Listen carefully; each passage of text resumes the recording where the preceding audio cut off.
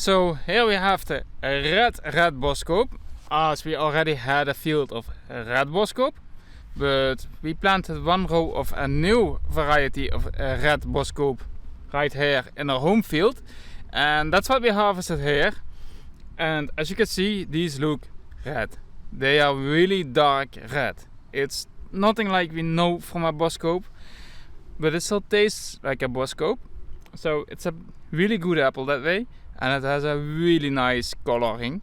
As the original Boskoop, we also have some trees of them as well. They just don't get any color. Well, these become completely red, which makes them very attractive. So this is definitely a really good variety for us for our home sale market. They just seem to produce a lot of kilos, as we got more than 2 bins out of this single row in its second plant year. So that's just a lot of apples, and it's also a really good quality. And it doesn't even care, because a Boskoop is basically always good quality, as Boskoop is just a very rough apple. But these apples, they look nothing like a potato anymore, while we are really used to having Boskoop like a potato. But these look more like a Welland, so it's really nice to have these. Then we bring these home into the cold store, as we can store these for a while, and we're all gonna sort these for our home sale market. So they all go to our vending machines, and that's how we basically sell these. Because everybody loves to have a Boskoop every now and then, if it's for baking or for eating or whatever you want to do with it. The apple has a lot of possibilities.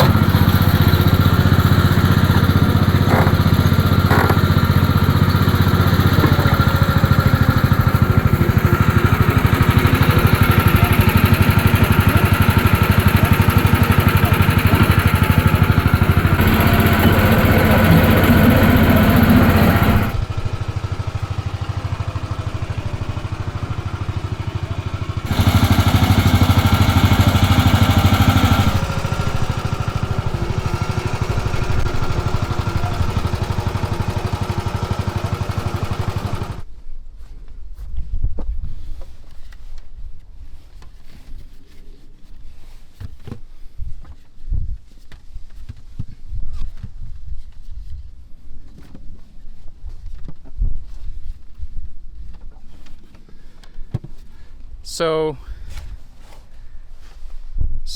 here we got the Doyenne Du Comice, which we planted on our home field in 2024, I think. And these trees actually come from our other field, as we wanted to move these so that we know for sure that we always have some Doyenne Du Comice, even if we would get rid of that field in the future. And one big advantage that we knew from the past is if you move a pear tree, you root prune it really good, and the years after that you get a really high production. And as you can see, we got a super nice Doyenne Du Comice now. They have a really nice size, so it's a nice handful size. Well, in the past these trees would always produce pears of around half to 1 kilo a piece, and that's really nice for the kilos, but nobody likes to eat 1 kilo of a pear at once, so that wasn't that good in that case. Now we planted these over, so they got root pruned really well because of the movement. And now this is their second production year at this location, and they produced 1.5 bin on this one row, which is a really nice production, especially for a second year after moving them. So we're expecting to have a nice harvest for the upcoming few years, and then we would have to start root pruning them again to keep the production up. But this is just a big advantage of moving trees.